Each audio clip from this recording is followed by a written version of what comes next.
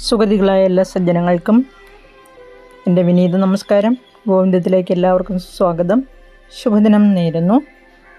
നമുക്കിന്ന് പഞ്ചതന്ത്രത്തിലെ മറ്റൊരു കഥ കേൾക്കാം. കൂട്ടുകാരെ, നമുക്ക് കൊക്കിൻ്റെയും ഞണ്ടിൻ്റെയും കഥ കേൾക്കാം. ഇന്ന് പണ്ട് ഒരു കുളത്തിൻ്റെ കരയിൽ ഒരു കൊക്ക് താമസിച്ചിരുന്നു.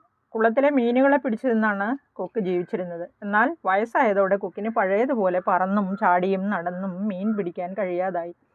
എളുപ്പത്തിൽ മീനുകളെ അകത്താക്കാനുള്ള ഒരു സൂത്രം കൊക്കിൻ്റെ തലയിൽ തെളിഞ്ഞു. ഒരു ദിവസം കൊക്ക് കുളക്കരയിൽ ചെന്ന് സങ്കടം ഭാവിച്ച് തലയും കുമ്പിട്ടിരുന്നു. തൊട്ടടുത്തുകൂടി പോയ മീനുകളെ പോലും പിടികൂടാൻ കൊക്ക് തയ്യാറായില്ല. മീനുകൾക്ക് വളരെയധികം അത്ഭുതമായി. എന്തു പറ്റി ഇന്നിവന്? ആ കുളത്തിൽ ഒരു ഞണ്ടും താമസിച്ചിരുന്നു. ഞണ്ട് മെല്ലെ കൊക്കിൻ്റെ അടുത്തെത്തി. എന്നിട്ട് ചോദിച്ചു, കൊക്കമ്മാവാ, ഞങ്ങൾ രാവിലെ മുതൽ ശ്രദ്ധിക്കുകയാണ്. എന്തു പറ്റി? ഇന്നെന്താ ഒരു ഉഷാറില്ലാതെ ആകെ വിഷമിച്ചിരിക്കുന്നത്? കൊക്ക് സങ്കടം ഭാവിച്ചുകൊണ്ട് പറഞ്ഞു, നിങ്ങൾക്ക് വരാനിരിക്കുന്ന ആപത്തോർത്ത് വിഷമിച്ചു പോയതാ. ആ, വിഷമിച്ചിട്ട് എന്തു കാര്യം? വരാനിരിക്കുന്നത് വഴിയിൽ തങ്ങുമോ? ഞണ്ടും മീനുകളും അത് കേട്ട് വളരെയധികം പരിഭ്രമിച്ചു. എന്താപത്താണ് തങ്ങളെ കാത്തിരിക്കുന്നതെന്നറിയാതെ അവർ വിഷമിച്ചു. അപ്പോൾ കൊക്ക് വീണ്ടും പറഞ്ഞു, ഇന്നലെ ചില മീൻപിടുത്തക്കാർ ഇതുവഴി വന്നു. ഈ കുളത്തിൽ ധാരാളം മീനുണ്ടെന്നും അടുത്ത ആഴ്ച ഇവിടെ വല വീശാമെന്നും അവർ പറയുന്നത് ഞാൻ കേട്ടു. നിങ്ങളെ ഒന്നിനെ പോലും ബാക്കി വയ്ക്കാതെ അവർ പിടികൂടുമെന്നും പറയുന്നത് കേട്ടു. അതോർത്താണ് ഞാൻ ആകെ വിഷമിച്ചിരിക്കുന്നത്. കൊക്കിൻ്റെ വാക്കുകൾ കേട്ട് മീനുകൾ ഞെട്ടിപ്പോയി. അയ്യോ കൊക്കമ്മാവ, ഇനി എന്തു ചെയ്യും? രക്ഷപ്പെടാൻ എന്തെങ്കിലും മാർഗം പറഞ്ഞു തരണേ. അവരെല്ലാവരും കൂടി കൊക്കിനോട് അപേക്ഷിച്ചു. മനുഷ്യരെ പറ്റിക്കാനുള്ള വിദ്യയൊന്നും എനിക്കറിയില്ല, അവരോട് എതിരിടാനുള്ള കഴിവുമില്ല. എന്നാൽ ഞാനൊരു കാര്യം ചെയ്യാം. അങ്ങകലെ ആഴമുള്ള ഒരു തടാകമുണ്ട്. ഞാൻ നിങ്ങളെ അവിടെ എത്തിക്കാം. പിന്നെ ഒരിക്കലും മനുഷ്യരെക്കുറിച്ചോർത്ത് വിഷമിക്കേണ്ടി വരില്ല. മീനുകൾക്ക് ആശ്വാസമായി. കൊക്കിൻ്റെ കൂടെ തടാകത്തിലേക്ക് പോകാൻ അവർ തിടുക്കം കൂട്ടി. കൊക്കിന് ഉള്ളിൽ ചിരി വന്നു. അവൻ കുറേ മീനുകളെ കൊത്തിയെടുത്ത് ദൂരേക്ക് പറന്നു. കുറേ അകലെ എത്തിയപ്പോൾ മീനുകളെ ഒരു പാറക്കല്ലിൽ ഇറക്കി വെച്ചു. എന്നിട്ട് ഓരോന്നിനെയായി കൊത്തി കൊത്തി തിന്നു.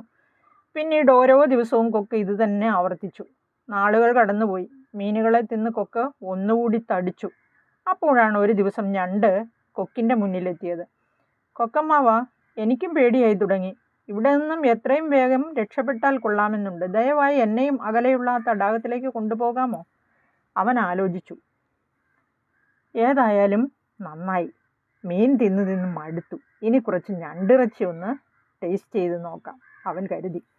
കൊക്ക് വേഗം ഞണ്ടിനെയും കൊത്തി പറന്നുയർന്നു. കുറേ ദൂരെ എത്തിയിട്ടും കുളമോ തടാകമോ ഒന്നും കാണാത്തത് കൊണ്ട് ഞണ്ട് ചോദിച്ചു, കൊക്കമ്മാവ, തടാകത്തിലേക്ക് ഇനി അധികം ദൂരമുണ്ടോ? അപ്പോൾ കൊക്ക് പറഞ്ഞു, തടാകമോ?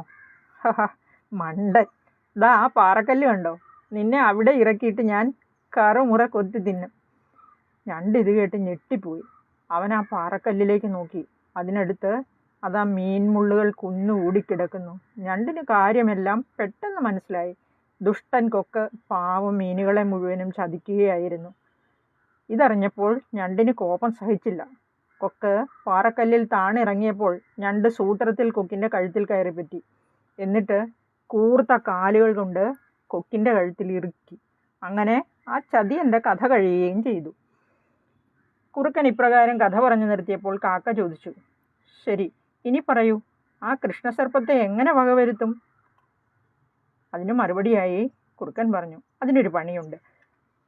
മനുഷ്യർ താമസിക്കുന്ന സ്ഥലത്ത് നിന്ന് നിങ്ങളൊരു സ്വർണ്ണമാല കൊത്തിയെടുക്കുക. എന്നിട്ട് അത് സർപ്പത്തിൻ്റെ പൊത്തിൽ എത്തിക്കണം.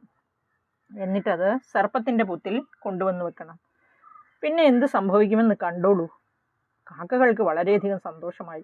അവർ മാല തേടി പറന്നുയർന്നു.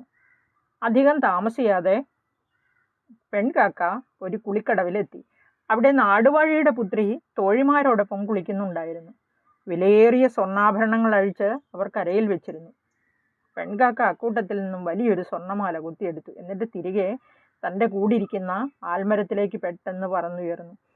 കാക്ക ആഭരണവും തട്ടിയെടുത്ത് പോകുന്നത് കണ്ട് തോഴിമാർ ഉറക്കെ വിളിച്ചു കൂവി. ഇത് കേട്ട് നാടുവാഴിയുടെ സേവകർ വടികളുമായി പെൺകാക്കയുടെ പിന്നാലെ ഓടി. ആൽമരത്തിനടുത്തെത്തിയ കാക്കപ്പെണ്ണ് മാല കൃഷ്ണസർപ്പത്തിൻ്റെ പൊത്തിലേക്കിട്ടു. എന്നിട്ട് പറന്ന് ദൂരെ ഒരിടത്ത് ചെന്നിരുന്ന് നോക്കിക്കൊണ്ടിരുന്നു. നാടുവഴിയുടെ സേവകർ ആ കാഴ്ച കണ്ട് മരത്തിൽ കയറി. പൊത്തിൽ നിന്നും മാല എടുക്കാൻ അവർ ശ്രമിച്ചു. ഉടനെ കൃഷ്ണസർപ്പം പത്തി വിടർത്തി ഉറക്ക ചീറ്റി. സേവകർ വിടുമോ? അവർ വടിയെടുത്ത് സർപ്പത്തെ അടിച്ചു കൊന്നു. എന്നിട്ട് മാലയുമായി തിരിച്ചുപോയി. കാക്കയും കാക്കപ്പെണ്ണും പിന്നീട് ആ മരത്തിൽ ആരുടെയും ശല്യമില്ലാതെ സുഖമായി ജീവിച്ചു. അതുകൊണ്ടാണ് ഞാൻ പറഞ്ഞത്, എത്ര വലിയ കരുത്തനെയും വീഴ്ത്താൻ ബുദ്ധി മാത്രം മതിയെന്ന്. ദമനകൻ ഇങ്ങനെ കഥ പറഞ്ഞു നിർത്തി. കിണറ്റിലെ പ്രതിബിംബം കാണിച്ച് സിംഹത്തെ വീഴ്ത്തിയ മുയലിൻ്റെ കഥ കേട്ടിട്ടുണ്ടോ? അടുത്തതായി ദമനകൻ കരടകനോട് ആ സിംഹത്തിൻ്റെ കഥ പറയാൻ തുടങ്ങി.